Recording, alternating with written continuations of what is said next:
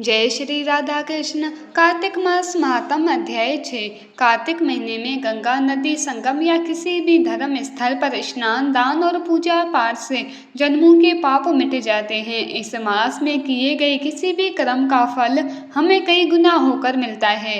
अच्छे कर्म करोगे वो भी कई गुना होकर मिलेंगे, बुरे कर्म करोगे तो वो भी कई गुना होकर मिलेंगे। इसीलिए कुछ भी हो, गलती से भी कोई बुरे कर्म मत करो और ज्यादा से ज्यादा अच्छे कर्म करने की कोशिश करो। अब श्री गणेश जी महाराज और अपने गुरुदेव को याद करते हुए कार्तिक मास महात्म का अध्याय 6 सुनेंगे। कार्तिक मास महात्म के अध्याय 5 में दीपदान का महत्व और पूर्व जन्म के पाप कैसे जाने जाते हैं और विभिन्न कृच व्रतों के विषय में जाना था। अब आज इस छठे अध्याय में श्री कृष्ण की पत्नी सत्यभामा जी के पिछले जन्म का बहुत ही सुंदर मनमोहक वृत्तांत सुनेंगे। ब्रह्मा जी से दीपदान की महिमा सुनकर नारद जी ने श्रद्धा से उन्हें प्रणाम किया और फिर बोले, हे ब्रह्मा जी, कार्तिक मास के महात्म का विधि पूर्वक वर्णन कीजिए। ब्रह्मा जी कहने लगे, हे नारद, तुम बड़े सज्जन पुरुष हो जो लोगों के हित के लिए ऐसे प्रश्न करते हो। अब मैं ऐसी कथा तुमसे कहता हूँ जिसके सुनने मात्र से ही पापों का नाश हो जाता है। हे नारद, एक समय सूत जी इसी नेमिशरण तीर्थ में शौनक आदि ऋषियों से कहते हैं कि हे ऋषियों, साधुओं का सत्संग अति पवित्र होता है और संसार के पापों के भय को दूर कर देता है, ज्ञानियों को मोक्ष देता है, कामना वालों की कामना पूरी करता है। श्री गंगा जी पापों का नाश कर देती है, चंद्रमा ताप को दूर कर देता है, कल्प वृक्ष दीनता को नष्ट कर देता है, परंतु साधु समागम पाप, ताप और दीनता तीनों को ही नष्ट कर देते हैं। इसका आधा क्षण भी मोक्ष का देने वाला हो जाता है। इतनी बातें सुनकर ऋषि कहने लगे, हे सूत जी, अब आप कृपया करके कार्तिक महात्म का इतिहास तथा प्रसंग सहित हमें बताएं। तब सूत जी कहने लगे, हे ऋषियों, एक समय भगवान कृष्ण से कमल जैसे नेत्रों वाली श्री सत्यभामा जी कहने लगी, प्रभु, मैं धन्य हूँ और मेरे माता पिता भी धन्य हैं जिनके मेरे जैसी कन्या उत्पन्न हुई, जिसके पति आप भगवान स्वयं हैं। आप 16,108 रानियों में सबसे अधिक मुझसे प्रेम करते हैं। जिस कल्प वृक्ष की पृथ्वी के लोग बात तक नहीं जानते वो मेरे आंगन में लगा हुआ है। अतः मैं आपसे एक बात पूछना चाहती हूँ। आशा है मेरे हित के लिए आप ये बात अवश्य बताएं। सूत जी आगे बोले, सत्यभामा के ऐसे वचन सुनकर श्री कृष्ण ने हंसते हुए सत्यभामा का हाथ पकड़ा और अपने सेवकों को वहीं रुकने के लिए कहकर विलास युक्त अपनी पत्नी को कल्प वृक्ष के नीचे ले गए। फिर हंसकर बोले, हे प्रिय, 16,000 रानियों में तुम मुझे प्राणों के समान प्यारी हो। तुम्हारे लिए मैंने इंद्र आदि देवताओं से विरोध किया था। हे कांति, जो बात तुमने मुझसे पूछी है उसे सुनो। एक दिन मैंने श्री कृष्ण ने तुम्हारी मतलब सत्यभामा की इच्छा पूर्ति के लिए गरुड़ पर सवार होकर इंद्र लोक जाकर कल्प वृक्ष मांगा। तब इंद्र के मना कर देने पर गरुड़ का इंद्र से घोर युद्ध हुआ और गौ लोक में भी गरुड़ जी ने गौओं से युद्ध किया। गरुड़ की चोंच की चोट से उनके कान और पूंछ कटकर गिरने लगे, जिससे 3 वस्तुएं उत्पन्न हुई। कान से तंबाकू, पूंछ से गोभी और रक्त से मेहंदी बने।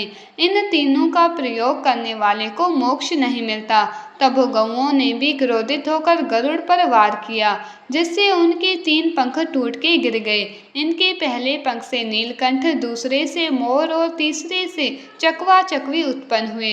हे प्रिय, इन तीनों का दर्शन करने मात्र से ही शुभ फल प्राप्त हो जाता है। ये सुनकर सत्यभामा ने कहा, हे प्रभु, कृपया करके मुझे मेरे पूर्व जन्मों के विषय में बताइए। मैंने पूर्व जन्म में ऐसे कौन से दान, व्रत और जप किए थे? मेरा स्वभाव कैसा था? मेरे जन्मदाता कौन थे और मुझे मृत्यु लोक में जन्म क्यों लेना पड़ा? मैंने ऐसा कौन सा पुण्य कर्म किया था जिससे मैं आपकी अर्धांगिनी हुई? भगवान श्री कृष्ण ने कहा, हे प्रिय, अब मैं तुम्हारे द्वारा पूर्व जन्म में किए गए पुण्य कर्मों को विस्तार पूर्वक कहता हूँ, ध्यान से सुनो। पूर्व समय में सतयुग के अंत में मायापुरी में अत्रि गोत्र में वेद वेदांत के ज्ञाता देव शर्मा नामक एक ब्राह्मण निवास करते थे। वो प्रतिदिन अतिथियों की सेवा, हवन और सूर्य भगवान का पूजन किया करते थे। वो सूर्य के समान तेजस्वी थे। वृद्धावस्था में उन्हें गुणवती नामक एक कन्या की प्राप्ति हुई। उस पुत्रहीन ब्राह्मण ने अपने कन्या का विवाह अपने ही चंद्र नामक शिष्य के साथ कर दिया। वो चंद्र को अपने पुत्र के समान मानते थे और चंद्र भी उन्हें अपने पिता की भांति सम्मान देता था। एक दिन वो दोनों कुशा और समीदा लेने के लिए जंगल में गए। जब वो हिमालय की तलहटी में भ्रमण कर रहे थे, तब उन्हें एक राक्षस आता हुआ दिखाई दिया। उस राक्षस को देखकर भय के कारण उनके अंग शिथिल हो गए और वो वहां से भागने में भी असमर्थ हो गए। तब उस काल के समान राक्षस ने उन दोनों को मार डाला। चूंकि वह धर्मात्मा थे, इसीलिए मेरे पार्षद उन्हें मेरे बैकुंठ धाम मेरे पास ले आए। उन दोनों द्वारा आजीवन सूर्य भगवान की पूजा किए जाने के कारण मैं उन दोनों पर अति प्रसन्न हुआ। गणेश जी, शिव जी, सूर्य और देवी, इन सब की पूजा करने वाले मनुष्य को स्वर्ग की प्राप्ति होती है। मैं एक होता हुआ भी काल और कर्मों के भेद से 5 प्रकार का होता हूँ। जैसे एक देवदत्त, पिता, भ्राता आदि नामों से पुकारा जाता हूँ। उसके बाद वो दोनों विमान पर चढ़े हुए सूर्य के समान तेजस्वी रूपवान चंदन की माला धारण किए हुए मेरे भवन में आए और दिव्य भोगों को भोगने लगे। भगवान श्री कृष्ण कहने लगे, हे प्रिय, इस घटना के बाद जब गुणवती को राक्षस द्वारा अपने पति और पिता के मारे जाने का समाचार मिला, तो वो बड़ा विलाप करने लगी। हे नाथ, हे पिता, मुझको अकेला छोड़कर आप दोनों कहाँ चले गए? मैं अकेली कन्या आपके बिना अब क्या करूं? अब मेरे भोजन, वस्त्र आदि की व्यवस्था कौन करेगा? घर में प्रेम पूर्वक मेरा पालन पोषण कौन करेगा? मैं कुछ भी नहीं कर सकती। मुझ विधवा की कौन रक्षा करेगा? मैं कहाँ जाऊँ, कहाँ रहूँ? मेरे पास तो अब कोई ठिकाना भी नहीं रहा। इस तरह रोती हुई, बिलखती हुई गुणवती चक्कर खाकर धरती पर गिर पड़ी और बेहोश हो गई और वहीं उसी अवस्था में बहुत देर तक पड़ी रही। बहुत देर बाद जब उसे होश आया तो वो पहले की ही भांति करुण विलाप करते हुए शोक सागर में डूब गई। कुछ समय के बाद जब वो संभली तो उसे ध्यान आया कि पिता और पति के मृत्यु के बाद उनकी क्रिया करनी चाहिए, जिससे उनकी गति हो सके। इसीलिए उसने अपने घर का सारा सामान बेच दिया और उससे प्राप्त धन से उसने अपने पिता और पति का श्राद्ध आदि कर्म किया। तत्पश्चात वो उसी नगर में रहते हुए 8 पहर भगवान विष्णु की भक्ति करने लगी। उसने जन्म से लेकर मृत्यु तक नियम पूर्वक सभी एकादशियों का व्रत और कार्तिक महीने में उपवास और व्रत किया। हे प्रिय, ये एकादशी और कार्तिक व्रत मुझे बहुत ही प्रिय है। इससे मुक्ति, भुक्ति, पुत्र तथा संपत्ति प्राप्त होती है। कार्तिक मास में जब तुला राशि पर सूर्य आता है, तब ब्रह्म मुहूर्त में उठकर स्नान करने व व्रत उपवास करने वाले मनुष्य मुझे बहुत प्रिय है, क्योंकि यदि उन्होंने पाप भी किए हो तो भी वो स्नान और व्रत के प्रभाव से मोक्ष प्राप्त कर जाते हैं। जो मनुष्य कार्तिक में स्नान, जागरण, दीपदान तथा तुलसी के पौधे की रक्षा करते हैं, वो स्वयं साक्षात भगवान विष्णु के समान कांति वाले होते हैं। कार्तिक मास में मंदिर में झाड़ू लगाने वाले, स्वास्तिक बनाने वाले तथा भगवान विष्णु की पूजा करने वाले मनुष्य चरण मरण के चक्र से छुटकारा पा लेते हैं। अब इतनी कथा सुनकर गुणवती भी प्रतिवर्ष श्रद्धा पूर्वक कार्तिक का व्रत और भगवान विष्णु की पूजा करने लगी। हे प्रिय, एक बार उसे ज्वर हो गया। वो बहुत कमजोर भी हो गई। फिर भी वो किसी तरह गंगा स्नान के लिए चली गई। गंगा तक तो वो पहुंच गई, पर शीत के कारण वो बुरी तरह से कांप रही थी। उसने गंगा जी में प्रवेश किया और शीत और ज्वर के कारण वही प्राण छोड़ दिए। उसी समय मेरे दूतों के द्वारा मेरे धाम में आई। ये कार्तिक के ही व्रत का प्रभाव था। उसके बाद ब्रह्मा आदि देवताओं की प्रार्थना पर जब मैंने कृष्ण का अवतार लिया, तो मेरे गण भी मेरे साथ इस पृथ्वी पर आए। वो सब इस पृथ्वी पर यादव बने। तुम्हारे पिताजी जो पूर्व शर्मा में देव शर्मा थे, वो इस समय शत्रुजीत है। पूर्व जन्म में चंद्र शर्मा जो तुम्हारा पति था वो अक्रूर बने, और हे देवी तुम ही वो गुणवती हो जो इस जन्म में सत्यभामा हुई। ये कार्तिक व्रत का ही प्रताप है जिससे तुम मेरी अर्धांगिनी बनी। पूर्व जन्म में तुमने मेरे मंदिर के द्वार पर तुलसी का पौधा लगाया था, इसीलिए इस समय तेरे महल के आंगन में कल्प वृक्ष के रूप में खड़ा हुआ है।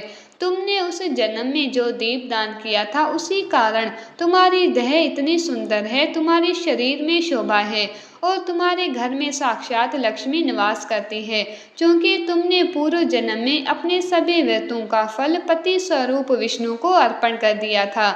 उसी के प्रभाव से तुम इस समय मेरी प्रिय पत्नी हुई हो। पूर्व जन्म में तुमने नियम पूर्वक जो कार्तिक मास का व्रत किया था उसी के कारण मेरा और तुम्हारा कभी वियोग नहीं होगा। इस प्रकार जो कोई कार्तिक मास में व्रत आदि करते हैं वो मुझे तुम्हारे ही समान प्यारे लगते हैं। वो लोग जो कि दूसरे जप तप यज्ञ दान आदि करते हैं उनका फल कार्तिक मास में किए गए व्रत के सामने बहुत थोड़ा होता है। अतः कार्तिक मास के व्रतों का 16वां भाग भी नहीं होता। इस प्रकार सत्यभामा जी भगवान श्री कृष्ण चंद्र के मुख से अपने पिछले जन्मों का पुण्य प्रभाव सुनकर बहुत प्रसन्न हुई। कार्तिक मास महात्म अध्याय 6 समाप्तम। देखो ये कार्तिक का ही प्रभाव था जो सत्यभामा जी को ऐसी गति मिली है ना। अब अंत में एक बात कह रही हूँ, सुन लो, समझ लो, दिल में दिमाग में बैठा लो। पल पल आयु कम हो रही है, हर श्वास के साथ हम मृत्यु के करीब जा रहे हैं। जीवन फूटे हुए घड़े की तरह है जो भरने के साथ ही खाली हुआ जा रहा है।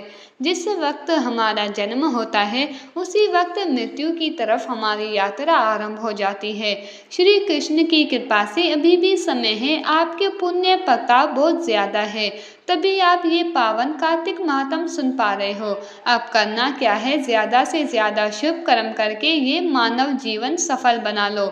ये याद रखो, मन में बसा लो, जीवन का कोई भरोसा नहीं, इसीलिए अभी भी समय है, ज्यादा से ज्यादा नाम जप करके जन्म मृत्यु के चक्र से मुक्ति पालो। क्योंकि कलयुग केवल नाम आधार है, सिर्फ नाम जाप करके ही भक्ति शक्ति मुक्ति प्रेम सब कुछ पाया जा सकता है। इसीलिए अपनी हर सांस के साथ प्रेम से मन से भाव से जप करते रहो। हरे कृष्ण कृष्ण कृष्ण हरे हरे, हरे Ram Ram Ram Hare Hare. Please in videos को भी ज़्यादा से ज़्यादा शेयर करके कार्तिक मास के प्रभाव को सबको बताओ। अपने शास्त्रों का प्रचार करना भी एक सेवा है। Please like share and subscribe. धन्यवाद।